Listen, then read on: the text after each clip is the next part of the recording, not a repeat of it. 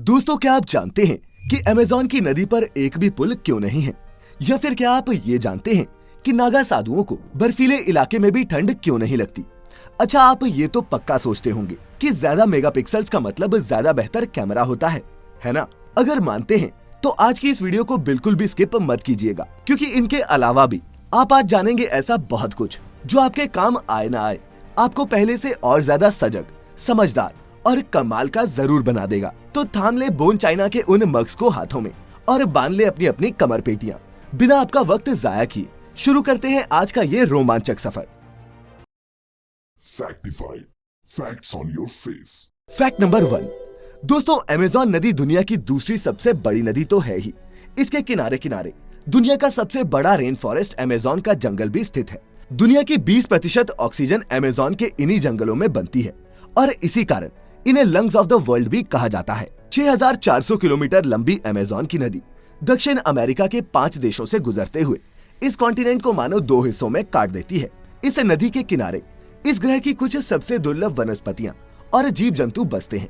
लेकिन जो चीज सबसे ज्यादा हैरान करती है वो दोस्तों ये है कि इस 4000 मील लंबी नदी पर एक भी पुल नहीं है।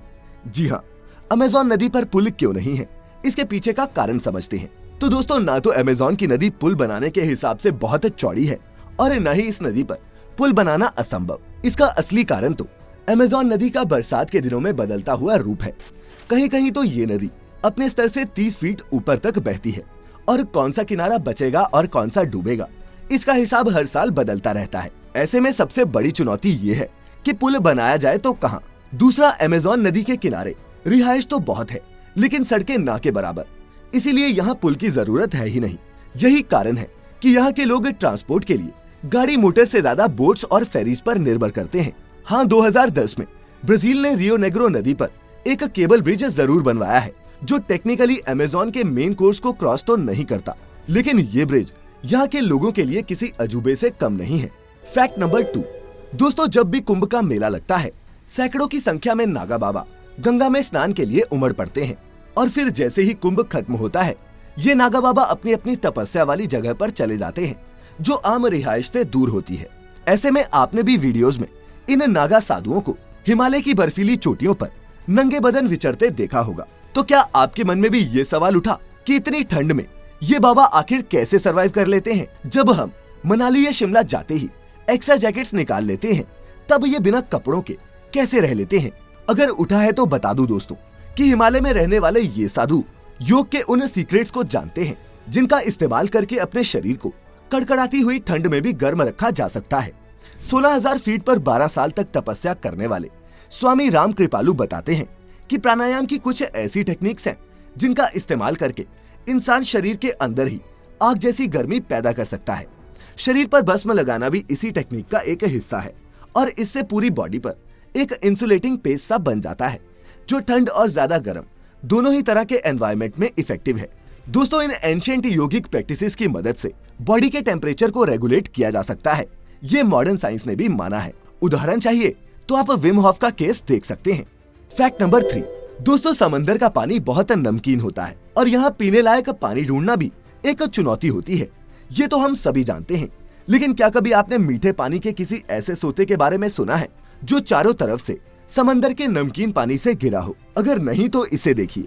यह है तमिलनाडु के वेलुंडी तीर्थम का कुआं जो हैरत में डालता है। ये रामेश्वरम के 64 तीर्थों में से एक है और समंदर के बीचों बीच स्थित होने के बावजूद भी इस कुएं का पानी मीठा है। लोगों की आस्था है कि समंदर के बीचों बीच इस मीठे पानी को भगवान राम ने माता सीता के लिए उत्पन्न किया था। लेकिन दोस्तों, जो भी हो, ये किसी अजूबे से कम नहीं है। Fact number 4।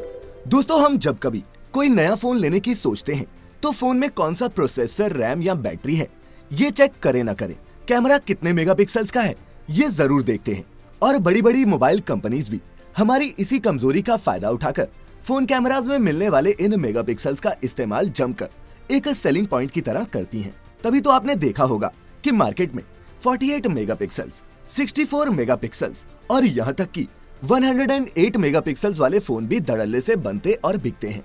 लेकिन दोस्तों, अगर आप ये सोचते हैं कि ज्यादा मेगापिक्सल्स का मतलब बेहतर कैमरा ही होता है, तो आप किसी भी ओप्पो, शाओमी या रियलमी सरीखे चाइनीज मोबाइल से ली गई फोटो को बस एक बार आईफोन से ली गई फोटो के साथ कंपेयर कर लेना, किसकी तस्वीर बेहतर होगी ये गेस करने का कोई इनाम नहीं है। लेकिन दोस्तों, क्या ये बात आपको हैरत में नहीं डालती कि 1 लाख की कीमत वाला आईफोन आपको सिर्फ 12 मेगापिक्सल का कैमरा देता है, जबकि मार्केट में सिर्फ 18,000 में 108 मेगापिक्सल्स कैमरा वाला फोन मौजूद है। तो दोस्तों, आपको बता दूं कि मेगापिक्सल्स कोई फोटो कितनी डिटेल्ड होगी सिर्फ ये डिसाइड करता है। बाकी फोटो की ओवरऑल क्वालिटी कई दूसरे फैक्टर्स पर भी डिपेंड करती है, जैसे कि कैमरे का सेंसर कौन सा है, लेंस कौन सा इस्तेमाल किया गया है, और सबसे जरूरी इस सारे सिस्टम को प्रोसेस करने वाला सॉफ्टवेयर कितना एफिशिएंट है। रेजोल्यूशन के अलावा किसी कैमरा की आउटपुट में शार्पनेस, ग्रेन्स, डायनेमिक रेंज और कलर्स कैसे आते हैं, फाइनल फोटो की क्वालिटी इन सब पर डिपेंड करती है, न कि सिर्फ मेगापिक्सल्स पर। तो क्या समझे? Fact number 5। अच्छा दोस्तों, अगर मैं आपसे कहूं कि इस बोतल में जो लिक्विड है वो पेट्रोल है, तो क्या आप मेरी बात मान जाओगे? नहीं मानोगे, क्योंकि आपने पूरी जिंदगी रंगीन पेट्रोल ही देखा होगा, है ना? लेकिन आपको बता दूं दोस्तों कि पेट्रोल असल में ऐसा ट्रांसपेरेंट ही होता है, लेकिन डिस्टिलेशन की प्रक्रिया के दौरान इसमें रंग मिलाया जाता है, जिससे इसका जाना पहचाना रंग इसे मिलता है। अब आप पूछेंगे कि रंग मिलाने की क्या जरूरत है? तो दोस्तों, ये करते हैं पेट्रोल को पानी से अलग पहचान देने के लिए, क्योंकि ये पानी जैसा ही दिखता है और इस तरह किसी लापरवाही होने से ये बचाता है। इसके अलावा अलग अलग देशों में डाई को लेकर अलग अलग मानक हैं और इसीलिए हमें मुख्तलिफ जगहों पर पेट्रोल का रंग अलग अलग मिलता है। Fact number 6। दोस्तों, क्या आप जानते हैं कि कजाकिस्तान में एक ऐसा गांव मौजूद है जहां रहने वाले लोग चलते फिरते कभी भी कहीं भी सो जाते हैं? जी हाँ, ये वाकया बिल्कुल सच है और इस स्लीप सिकनेस की शुरुआत हुई थी मार्च 2013 में, जब कजाक के मैदानों में स्थित कलाची और क्रास्नोगोर्स्क नाम के 2 गांवों में लोग चलते चलते सड़क और पार्क में सोने लगे। और इससे भी हैरानी की बात ये थी कि घंटों घंटों नींद लेने के बाद जब ये लोग उठते तब इन्हें कुछ भी याद नहीं रहता। कई लोकल्स ने हेलुसिनेशंस की शिकायत की तो इसके कई मरीज 6-6 दिन लगातार सोते पाए गए। सालों तक वैज्ञानिक इस अजीबोगरीब बीमारी के कारण खोजने में लगे रहे, जिसके बाद उन्होंने बताया कि ये सब इस इलाके में मौजूद यूरेनियम माइंस की वजह से हुआ, जो सोवियत यूनियन के बिखरने के बाद से बंद पड़ी हैं। इन माइंस में स्टोर्ड बेतहाशा कार्बन मोनोक्साइड और हाइड्रोकार्बन्स रह रहकर इससे निकलकर आसपास के एटमॉस्फेयर में मिल जाते हैं, और जब ऐसा होता है तब हवा में ऑक्सीजन का लेवल बहुत नीचे पहुंच जाता है और लोग सुस्ती के मारे सोने लग जाते हैं। बहरहाल, अब इन दोनों ही गांव में बसने वाली 223 फैमिलीज को रिलोकेट किया जा रहा है, जिनमें से कई तो इस इलाके को छोड़ भी चुकी हैं। Fact number 7। दोस्तों, दुनिया में ऐसे कई तेज दिमाग लोग हैं जिनके लिए रूबिक्स क्यूब को सॉल्व करना बच्चों के खेल जैसा है। और अगर बात करें इसे सॉल्व करने के वर्ल्ड रिकॉर्ड की, तो बता दूं कि इस क्यूब पजल को सुलझाने का दुनिया में मौजूदा रिकॉर्ड 5 सेकंड से भी कम है। लेकिन दोस्तों, आपको हैरानी होगी ये जानकर कि इस क्यूब का आविष्कार करने वाले शख्स को इसे सॉल्व करने में पूरा महीना लग गया था। जी हाँ, एर्नो रूबिक नाम के इस शख्स ने 1980 में इस फेमस टॉय पजल का आविष्कार किया था, जिनमें इन ट्विस्टेड क्यूब्स को उनकी ओरिजिनल अरेंजमेंट में लाना होता है, जो 43 क्विंटिलियन अरेंजमेंट्स में से एक होती है। दोस्तों, आज के दिन तक रूबिक्स क्यूब को तेज सॉल्व करने का world record Chinese speed cuber Yusheng Du के नाम है, जिन्होंने ये रिकॉर्ड एक क्यूब को सिर्फ 3.47 सेकंड्स में सॉल्व करके बनाया था। जी हाँ दोस्तों, स्पीड क्यूबिंग खुद में ही एक स्पोर्ट है।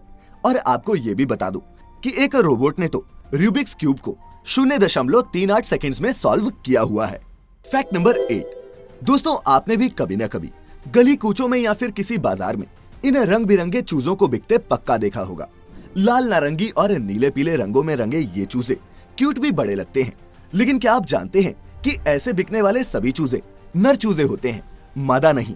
और वो इसलिए क्योंकि ऐसे चिक्स अंडे के बिजनेस का एक बाय प्रोडक्ट माना जाता है और उन्हें इस तरह रंगना और बेचना उनसे क्रिएट होने वाले वेस्ट को दूर करने का एक तरीका बर है। लेकिन दोस्तों, अगर आपको इन बेजुबान चूजों को अंडों से निकालते ही रंग से नहलाना अमानवीय लगता है, तो आपको बता दूं कि विकसित देशों में ऐसे चूजों को अंडे से निकलने के तुरंत बाद मारकर क्रश करके मुर्गियों की फीड में मिला दिया जाता है। बहरहाल, ऐसे चूजों को रंगना, बेचना और खरीदना भारत में कहने को तो गैर कानूनी है, लेकिन फिर भी रंग बिरंगे चूजों का ये व्यापार बढ़िया से फल फूल रहा है। Fact number 9। दोस्तों, पृथ्वी पर सनसेट के वक्त पूरा आसमान लाल हो जाता है, लेकिन क्या आपने मंगल ग्रह से आई सनसेट की इन तस्वीरों को देखा है? आप देख सकते हैं कि यहाँ आसमान लाल नहीं नीला दिखाई दे रहा है। सनसेट की ये फोटोज सन 2015 में मार्स के गेल क्रेटर के पास ली गई थी और ये धरती पर नासा के मार्स रोवर क्यूरियोसिटी द्वारा भेजी गई थी। ऐसे में सवाल ये उठता है कि आखिर इन फोटोज में सनसेट नीला क्यों दिखाई पड़ रहा है? क्या मंगल ग्रह पर सनसेट के वक्त आसमान नीला होता है? तो दोस्तों बता दूं कि ऐसा नहीं है। सुबह और शाम के वक्त आसमान वहां भी नारंगी रंग का ही होता है, लेकिन वैज्ञानिकों के मुताबिक ये फोटोज धूल भरी आंधी के दौरान ली गई थी और इन महीन धूल के कणों के चलते ही रेड और ऑरेंज जैसी लंबी वेवलेंथ वाले कलर्स एटमॉस्फेयर में स्कैटर हो गए और वो नीला ही रंग होता है जो इनसे सबसे ज्यादा इफेक्टिवली पेनिट्रेट कर पाता है। और इसी कारण डूबते हुए सूरज के आसपास का आसमान हमें नीला दिखने लगता है। क्यूरियोसिटी द्वारा खींची गई इन तस्वीरों में भी यही हुआ। उम्मीद है कुछ ना कुछ तो समझ में आया होगा। बातों ही बातों में अब वक्त हो चला है आज की इस वीडियो के आपके अपने योर ओन फैक्ट का, जो आज हमें भेजा है दामोदर नायक जी ने। दामोदर पहले सवाल पूछते हैं कि क्या आप जानते हैं कि ज्यादातर स्विमिंग कॉस्ट्यूम्स नायलॉन की ही क्यों बनाई जाती हैं? फिर वो आगे बताते हैं कि इसका सबसे बड़ा कारण ये है कि नायलॉन जरा भी पानी को एब्जॉर्ब नहीं करता और इसी कारण पानी में नायलॉन पहनने वाला हैवी महसूस नहीं करता और कंफर्टेबल रहता है। वहीं अगर इसकी जगह कॉटन की कोई कॉस्ट्यूम पहनी जाए वो पानी को सोखेगी और भारी हो जाएगी। इसका दूसरा कारण है स्विमिंग पूल्स के पानी में क्लोरीन का मिला होना। दोस्तों ये देखा गया है कि क्लोरीन के संपर्क में आने पर कॉटन के कपड़े की शक्ल बदल जाती है, लेकिन वहीं नायलॉन में ऐसा कोई भी वेयर टेयर का इशू नहीं है और इसीलिए पूल्स में स्विमिंग के लिए ये आइडियल है। स्विम सूट्स बनाने में नायलॉन के अलावा पॉलिएस्टर, लाइक्रा और स्पेंडिक्स जैसे मटेरियल भी चलन में है। तो दोस्तों इसी के साथ खत्म होती है आज की ये क्लास। अगर चैप्टर से कुछ भी काम का सीखा हो तो इस वीडियो को लाइक करने के साथ साथ अपने दोस्तों के साथ शेयर पक्का कर देना। वादा है आऊंगा अगले हफ्ते भी फैक्ट्स की ऐसी ही बारिश लेकर। तब तक अपने चाहतों का ख्याल रखें, खुश रहें और वीडियो अंत तक देखने के लिए आप सभी का बहुत बहुत शुक्रिया।